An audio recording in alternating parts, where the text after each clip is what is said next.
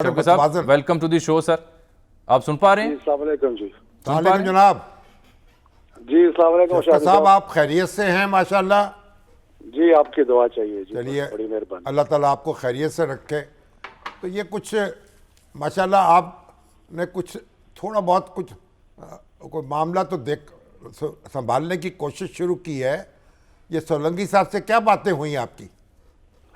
जी सोलंकी साहब ने फ़ोन किया था, मेरे पहले भी उनसे वाकफियत बड़ी अच्छी थी, तो वो उन्होंने कहा कि मुलाकात करना चाहते हैं। मैंने कहा आए, पार्टी से मशवरा करके फिर मैंने उनसे मुलाकात की। तो हमने उन्होंने कहा कि केयर टेकर गवर्नमेंट की बहुत ख्वाहिश है कि फ्री एंड फेयर इलेक्शन कराया जाए, लोगों को नजर आए। मैंने कहा जी बिल्कुल, हम भी चाहते हैं कि फ्री एंड फेयर इलेक्शन हो, लेकिन उसके लिए बहुत जरूरी है कि बराबरी की सतह पर मुसावी तौर पर सारी जमातों के साथ सलूक किया जाए और ये नजर आए, ना सिर्फ ये कि लेवल प्लेइंग फील्ड हो बल्कि लेवल प्लेइंग फील्ड नजर आए, ताकि जब इलेक्शन आए तो इलेक्शन के बारे में किसी को कोई वसवसा ना हो, किसी को कोई ये ना हो कि जी ये इलेक्शन सही नहीं था। और मैं तो समझता हूँ और मेरा ख्याल है कि शामी साहब, आप जामी साहब, आप सब समझते हैं कि जब तक कौम आगे नहीं बढ़ेगी, जब तक हम गैर मुतनाज़ा इलेक्शनों का जो एक सिलसिला है उसको शुरू ना करें।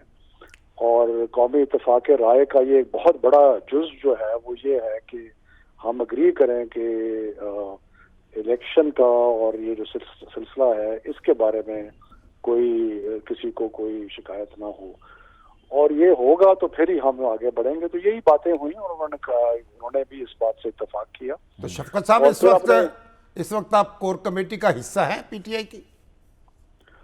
जी जी बिल्कुल। और आपके इजलास हो रहे हैं? कभी कभी होते हैं जी, लेकिन फिजिकली तो कम ही होते हैं। आजकल तो टेक्नोलॉजी का जमाना है, तो इसलिए वो टेक्नोलॉजी के जरिए होते हैं। तो पार्टी जो है उसको कोई बाकायदा आप नज्म में लेके आए ना? नहीं, ये जो मुलाकात थी है मैंने पार्टी की रजामंदी से की थी। ठीक है। तो आप कैसे देखते हैं? तो इस वक्त खान साहब से भी आपकी मुलाकात हुई है कोई? नहीं जी, मेरी कोई खान साहब से मुलाकात नहीं हुई। कोई बिलवास्ता? नहीं जी, बिलवास्ता भी नहीं है। जो मेरा ख्याल है हमारे वकला मिलते हैं जाके, और तो कोई नहीं मिल सकता। आपको मुलाकात की इजाजत नहीं है? जी मैंने कोशिश नहीं की, लेकिन जो अभी तक नजर आ रहा है वो वकला की टीम जो है वो जाके मिलते हैं। तो पार्टी यकसू है कि मामला कोई बात आगे बढ़ानी चाहिए, कोई रास्ता निकालना चाहिए, को मिल बैठकर आज़ादाना इंतखाबात जो है उनको हासिल करना चाहिए?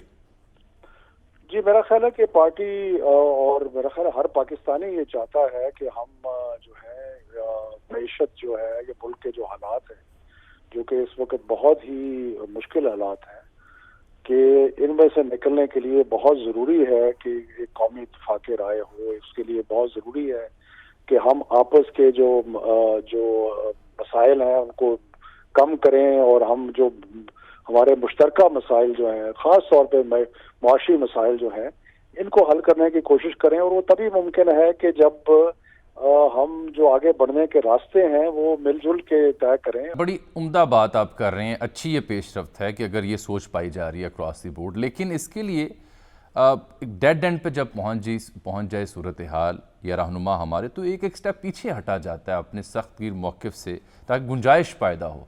तो क्या पीटीआई की आला क़यादत भी गुंजाइश पैदा करने को तैयार है, एक स्टेप पीछे हटने को तैयार है?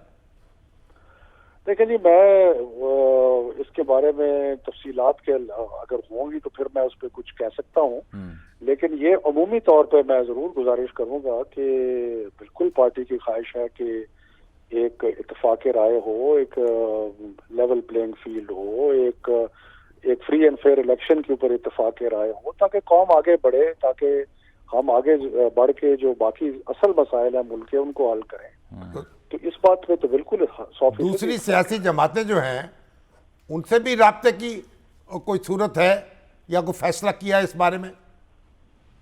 चंद जमातों से मुलाकात हुई है।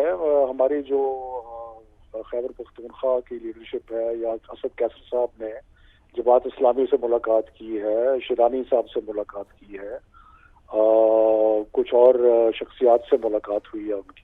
अगर नून लीग पीपल्स पार्टी आपको ऐसी मुलाकात की दावत देते हैं या आप उनको अप्रोच करते हैं, तो उसमें फिर पीटीआई की क़यादत विलिंग होगी कि उनसे भी रवाबित इस्तवार किए जाएं? जी बिल्कुल, जब ये वक्त आएगा तो जरूर, लेकिन मैं आपको ये कह सकता हूँ कि हम हर किसी से बात करने के लिए तैयार हैं। हर किसी से बात करने के लिए तैयार हैं, यही मेरे ख्याल सबसे शानदार बात है। इसीलिए आपको दोबारा ज़हमत दी थी। बहुत शुक्रिया जनाब आपके कीमती वक्त।